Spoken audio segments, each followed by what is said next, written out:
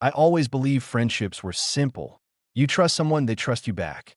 So when I joined my class last year, I never imagined he would be the reason my whole life almost flipped upside down. That he was the kind of guy everyone liked instantly, quiet, respectful, helpful. He used to save a seat for me, share notes when I missed a class, and sometimes even defended me when other boys joked too much. Honestly, I thought I had finally found a real friend, but something started feeling strange a few months later.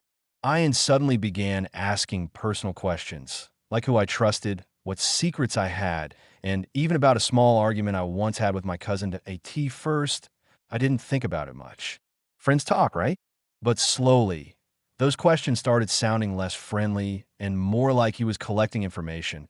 But the real shock came the day I overheard Ian whispering my name behind the classroom, followed by a sentence that I will never forget. Just wait.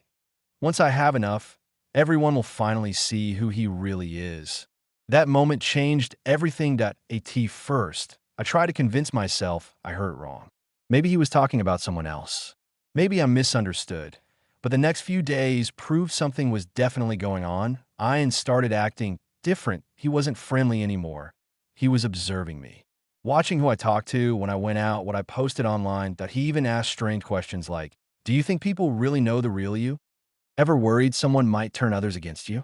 It felt like he wanted me to say something negative, so he could repeat it. One afternoon during break, I walked inside the class earlier than usual, and the moment I opened the door, the talking stopped.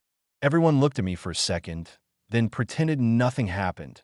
Ian smiled at me politely, but it wasn't the friendly kind of smile anymore. It felt like he knew something I didn't.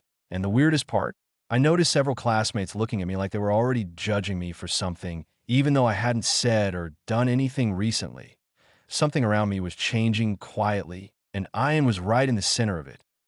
About a week later, things suddenly got worse. I walked into class, and two students near the window stopped talking as soon as they saw me. One of them avoided eye contact, the other actually smirked. During break, I noticed people whispering and then looking at me. That had never happened before. At first, I tried to ignore it. Maybe I'm just overthinking, I told myself, but then small comments started appearing online under my posts. Nothing major, just strange emojis or things like, "Really? Seriously, dude? You look different now." It was confusing. That I also noticed Ian wasn't the one saying anything directly. He was always silent, always calm, always innocent looking. But somehow, everyone he talked to stopped talking normally to me. That it felt like someone was slowly disconnecting me from all my friends, without me understanding why. That was the moment I realized this wasn't just a misunderstanding. Someone was doing this on purpose. And unfortunately, I already knew who. One day after school, Ian asked if I could stay back. His voice sounded normal, almost friendly again, so I agreed. He sat on a desk, swinging his feet casually, and asked, "Do you ever feel like people don't actually know who you are?" I shrugged, trying to act normal. "Why?" He smiled very gently. "No reason. Just wondering." But that smile, it felt like he was testing me. Then he slowly started bringing up past mistakes I'd made, tiny arguments, moments I was upset, things I had forgotten. He remembered everything. He felt like he had been collecting pieces of my life from the beginning. Then he said something that made my stomach twist. "You should tell me if you ever did something that could make people misunderstand you. Sometimes sharing helps." It didn't sound like he wanted to help. That IT sounded like he wanted evidence. That I felt uncomfortable. So I changed the topic and left early. But when I checked my phone at home, I realized something scary.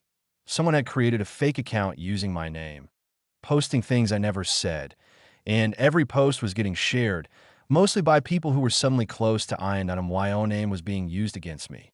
The next morning, the school felt different. People didn't just whisper now, they avoided me. Someone I had known for years actually walked past me like I wasn't even standing there. When I reached my locker, there was a note taped to it. "We know what you did." My heart almost dropped. What did they know? What were people thinking? I tried asking one of my old friends what was going on, but he just said quietly, "Maybe you should ask Ian." That sentence alone was enough to prove everything. Ian wasn't just spreading rumors, he was controlling the story.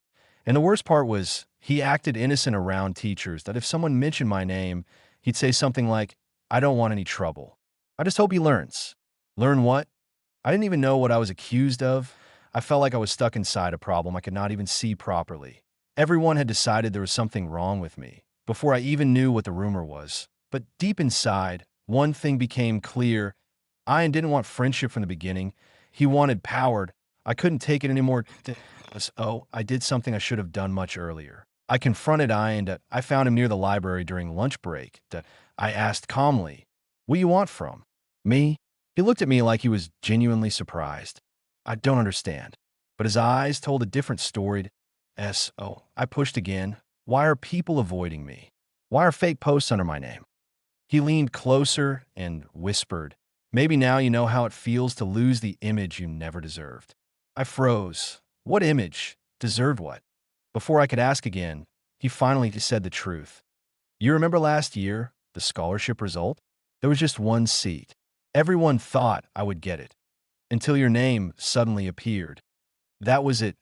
The entire problem started from something I didn't even control. Ian wasn't angry because of who I was. He was angry because of something he wanted. His plan wasn't to embarrass me. His plan was to destroy the person who took what he believed belonged to him. And worst of all, he had been planning this since the very first day we met.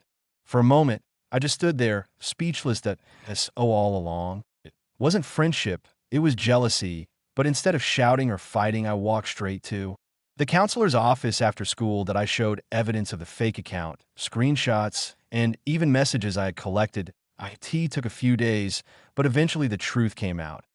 Ian had been using other students to share those posts. He didn't expect anyone would actually check the facts. When the school finally confronted him, he couldn't deny anything. His plan fell apart right there. People slowly started realizing they judged me without knowing the truth. Some apologized, others stayed quiet. But honestly, I didn't need anyone to feel sorry for me, because I learned something way more important. Not everyone who acts friendly is a real friend. Some people come close only because they want what you have. The fake account was deleted, my reputation cleared, and Ian was kept away from me after that.